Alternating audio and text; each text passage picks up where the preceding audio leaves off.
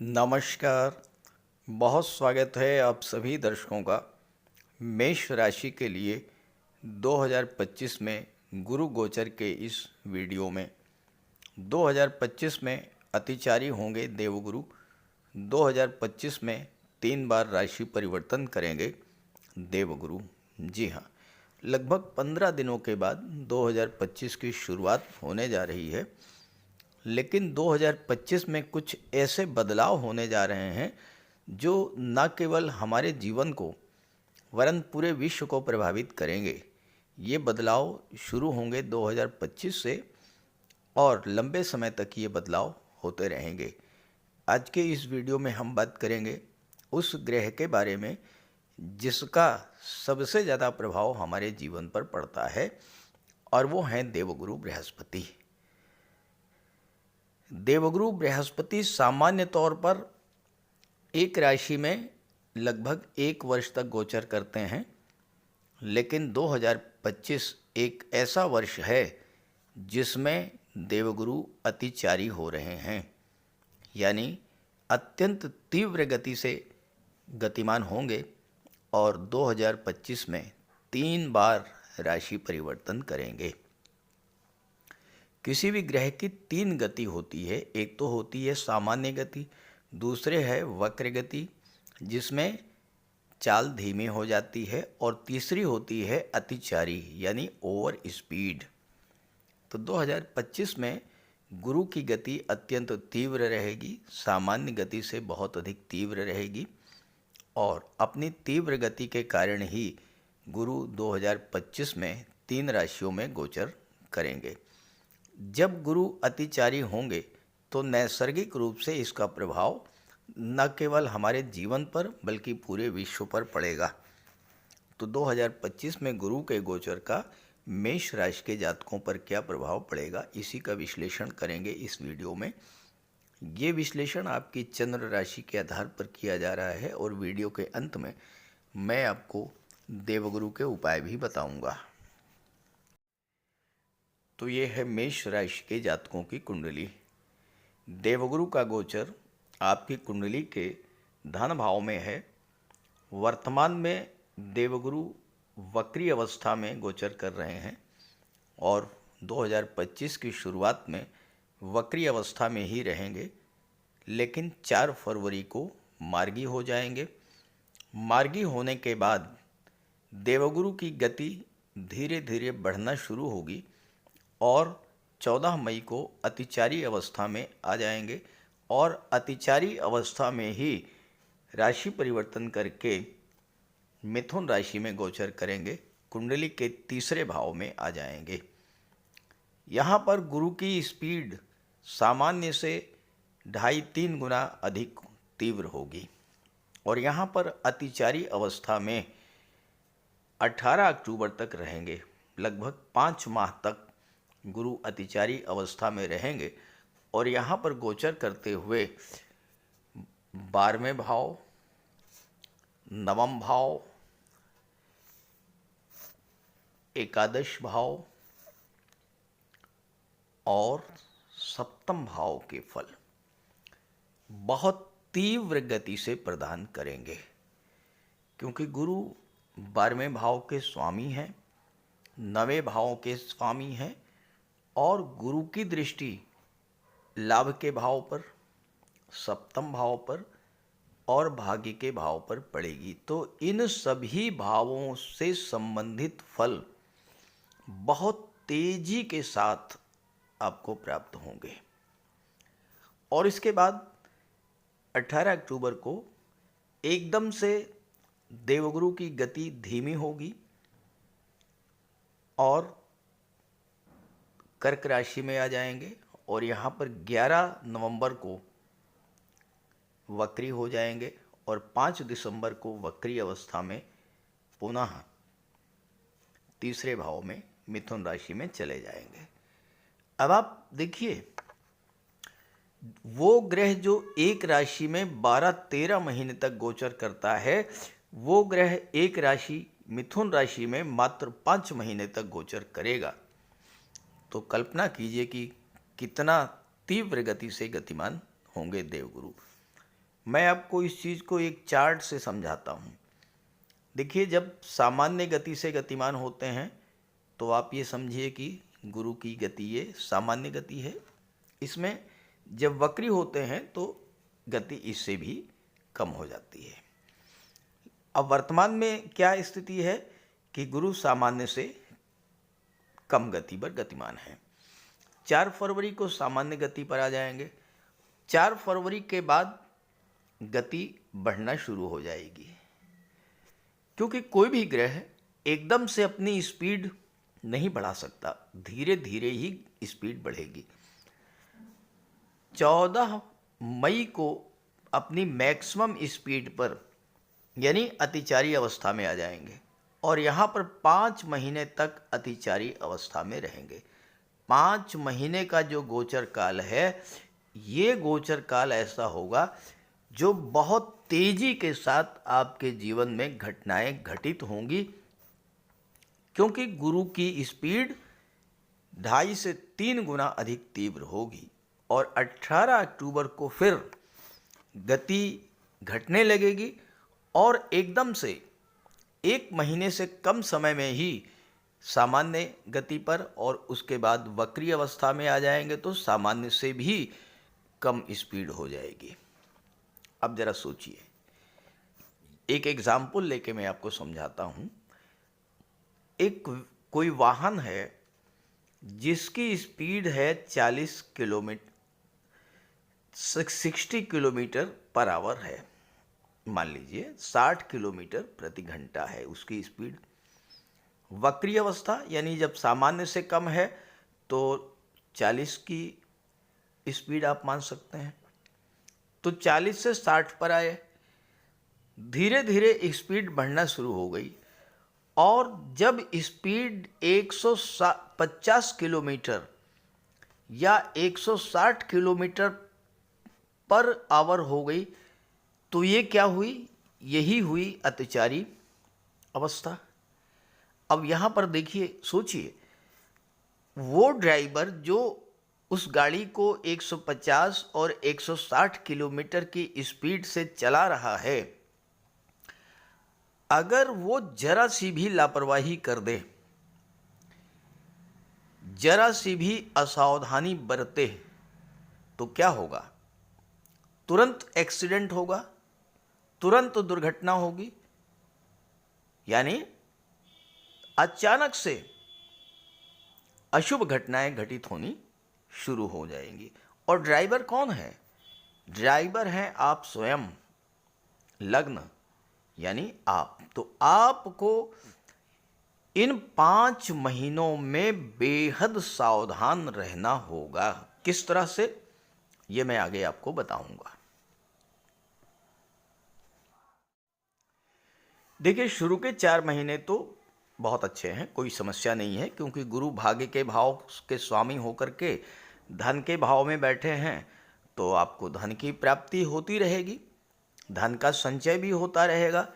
विदेश भाव के स्वामी हैं तो विदेशों से धन की प्राप्ति होगी, धन का निवेश भी होगा, क्योंकि 12वां भाव निवेश का भी होता है। खर्चे होंगे, खर्चे किस तरह से होंगे? निवेश के रूप में होंगे।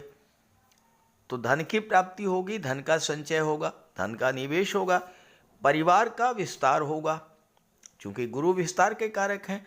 परिवार का विस्तार होगा तो किसी सदस्य का या तो विवाह होगा और या फिर संतान की प्राप्ति होगी, क्योंकि यहाँ पर गोचर करते हुए गुरु की दृष्टि जो है वो 6ठे भाव पर पड़ेगी।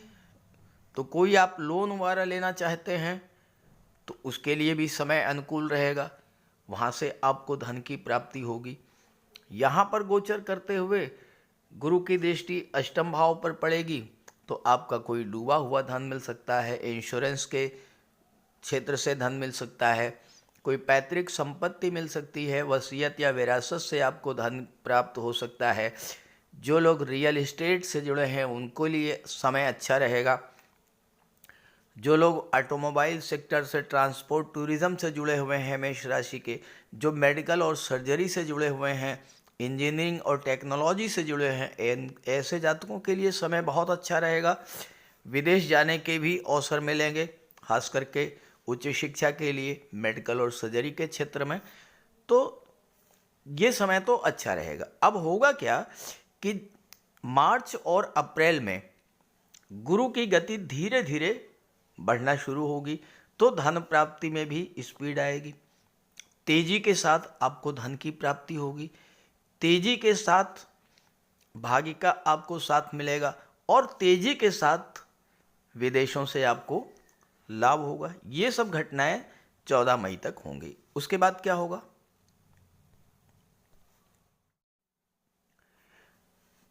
14 मई को गुरु अतिचारी अवस्था में तीसरे भाव में आ जाएंगे और 5 महीने यहाँ पर सुपर फास्ट स्पीड से गतिमान रहेंगे।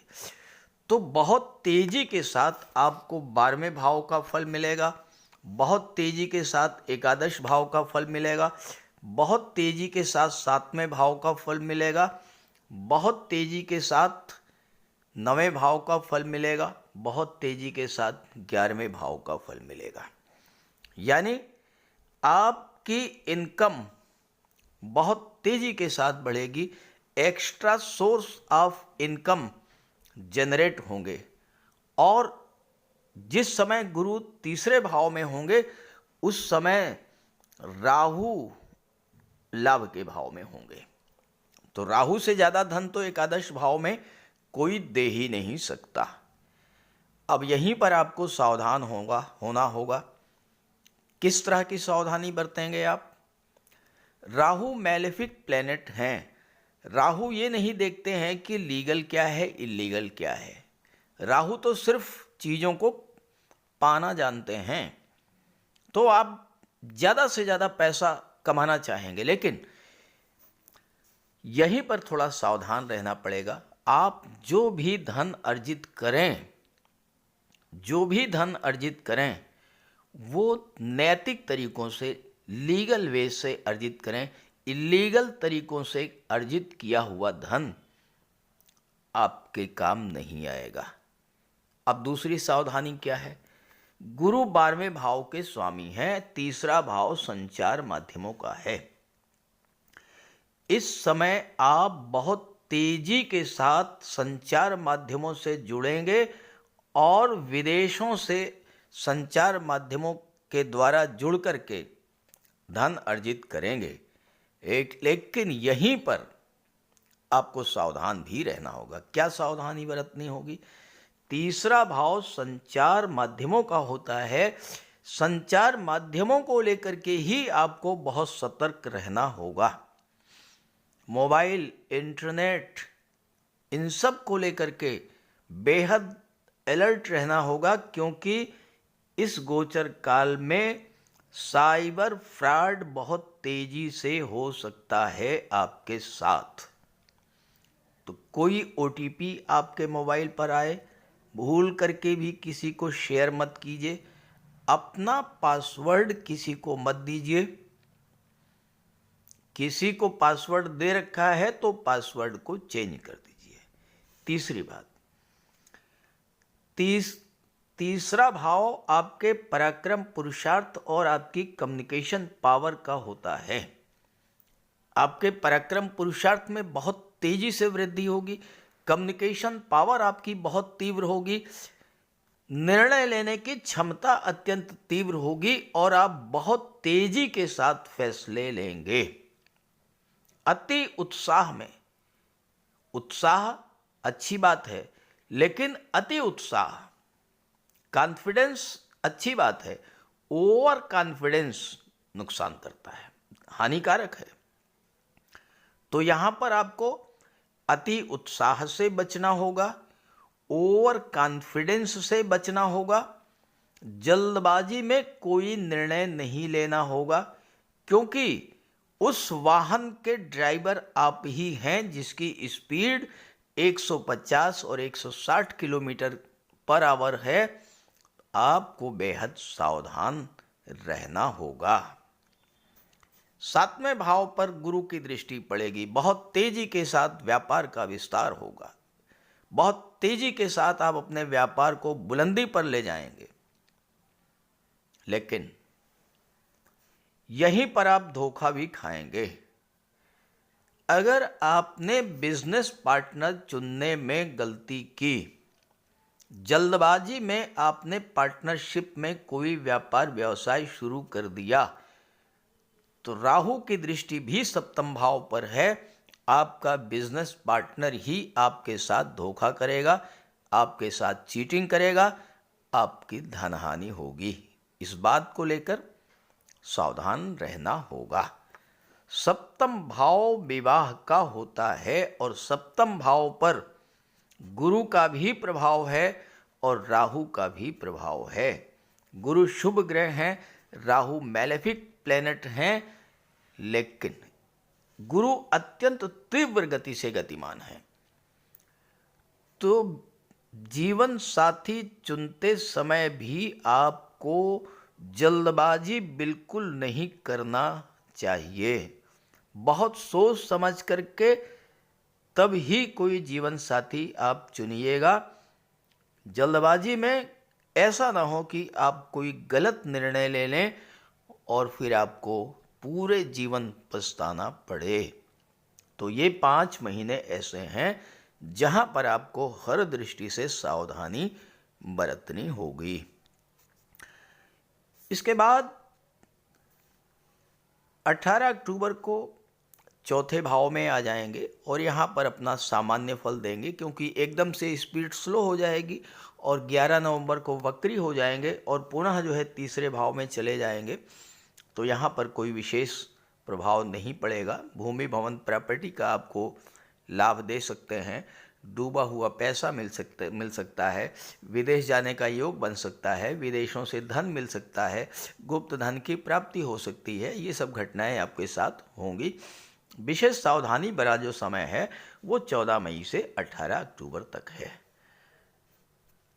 तो मेष राशि के लिए गुरु का अतिचारी होना कुछ मामलों में बहुत कुछ दे करके जाने वाला है और कुछ मामलों में विशेष सावधान रहने की भी आवश्यकता है।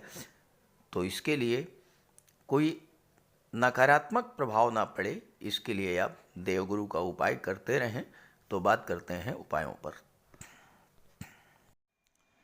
कुंडली में देवगुरु बृहस्पति का बहुत ही महत्वपूर्ण स्थान है, क्योंकि देवगुरु कुंडली के पंचम और नवम भाव के कारक होते हैं। पंचम भाव से संतान का विचार किया जाता है, शिक्षा का विचार किया जाता है और नवम भाव से भाग्य का विचार किया जाता है। गुरु ग्रह भाग्य के लिए जिम्मेदार माने जाते हैं और किसी भी कार्य की सफलता के लिए देवगुरु का मजबूत होना बहुत ज़रूरी है। जब कुंडली में देवगुरु मजबूत होते हैं तो भाग्य का साथ मिलता है, जिस काम में हाथ डालते हैं वो सफल होता है, विवाह समय से होता है, शिक्षा अच्छी मिलती है, गुरु की कृपा रहती है, धन की प्राप्ति होती है। तो देवगुरु के लिए कुछ उपाय बताने जा रहा हूँ, उपाय ज़रूर कीजिएगा। अगर आपकी जन्म कुंडली में गुरु कमज़ोर स्थिति में है तो आपको गुरुवार का व्रत करना चाहिए। स्नान करते समय जल में आधा चम्मच हल्दी डालकर स्नान करें। स्नान के बाद पीले रंग के वस्त्र धारण करें और साथ ही साथ केसर या हल्दी का तिलक लगाएं और गुरुवार के दिन भगवान विष्णु की उपासना करें। घर में केले का एक वृक्ष लगा लें, उसकी पूजा करें, उसकी सेवा करें।